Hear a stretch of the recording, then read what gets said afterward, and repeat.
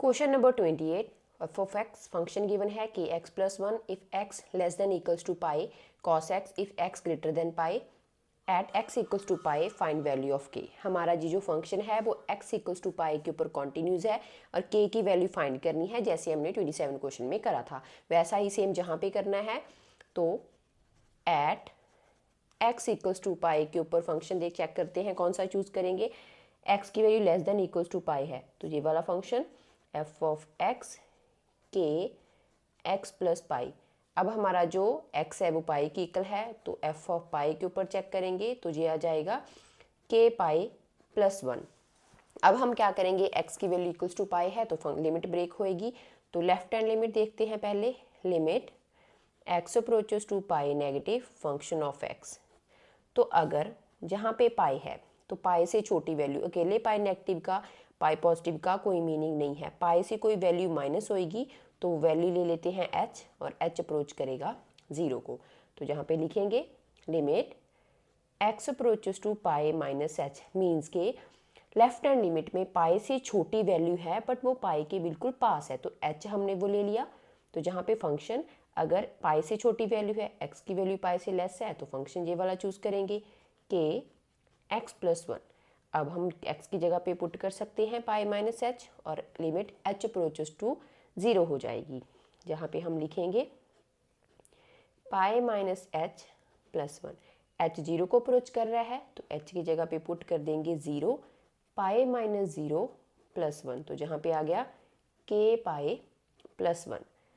अब right hand limit limit x approaches to pi positive, pi से बड़ी value but बिल्कुल पाई के पास।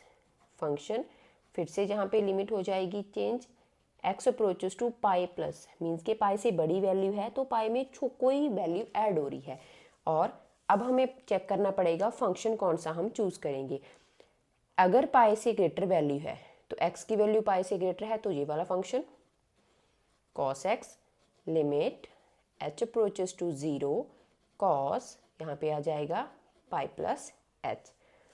एच की जगह पे पुट कर देंगे ज़ीरो तो जहाँ पे हो जाएगा कॉस पाई। अब हमें पता है जो कॉस पाई है उसकी वैल्यू होती है माइनस वन, तो माइनस वन की कर रख लिया। अब हम जहाँ पे क्या करेंगे, left hand limit right hand limit की वैल्यू को इक्वल रखेंगे। कॉस पाई की वैल्यू माइनस वन होती है तो ये वाली वैल्यू और इस वैल्यू को हम इक्वल रख लेते हैं। L H L is equals to R H L, क्योंकि फंक्शन कॉन्टिन्यूज है तो हमें पता है कि जो लेफ्ट हैंड लिमिट और राइट हैंड लिमिट है वो थार सेम होएंगी। तो जहाँ पे एल एच एल हमारे पास है k pi plus one, right hand limit minus one है, वन उस साइड चला जाएगा तो k pi minus one minus one. तो k pi is equals to negative negative positive हो जाएंगे माइनस टू, और के की वैल्यू निकालनी थी तो के की वैल्यू आ गई माइनस टू बाई पाई। यही हमें इस क्वेश्चन में फाइंड करना था। इसको हम दोबारा से देख लेते हैं। हमें गिवन था कि ये जो फंक्शन है हमारा ये x इक्वल्स टू पाई के ऊपर कॉन्टिन्यूज है और k की वैल्यू फाइंड करो।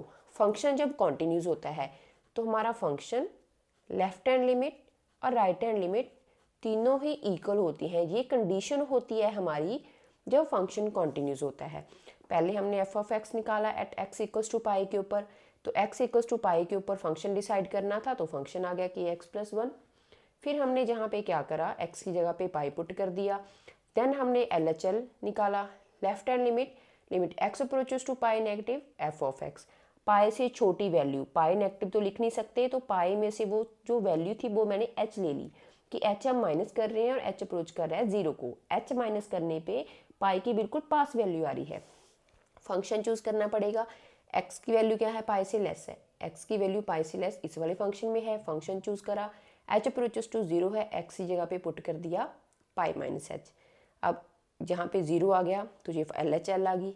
फिर हमने राइट हैंड लिमिट लेनी थी पाई पॉजिटिव, पाई से बड़ी वैल्यू बट बिल्कुल पाई के पास, तो हमने वो फंक्शन चूज कर लिया एफ ऑफ एक्स। पाई से बड़ी वैल्यू तो कॉस एक्स फंक्शन हो जाएगा, एच अप्रोच करेगा ज़ीरो को तो जहाँ पे एक्स की जगह पे पुट कर दिया था पाई प्लस एच, एच की जगह पे ज़ीरो पुट करा तो हमारा आंसर आया कॉस पाई। अब कॉस पाई की वैल्यू होती है माइनस वन।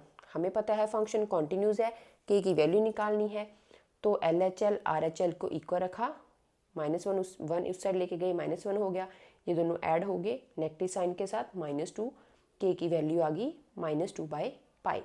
और यही हमें इस क्वेश्चन में फाइंड करना था वैल्यू ऑफ k, जो कि हमारी आ चुकी है।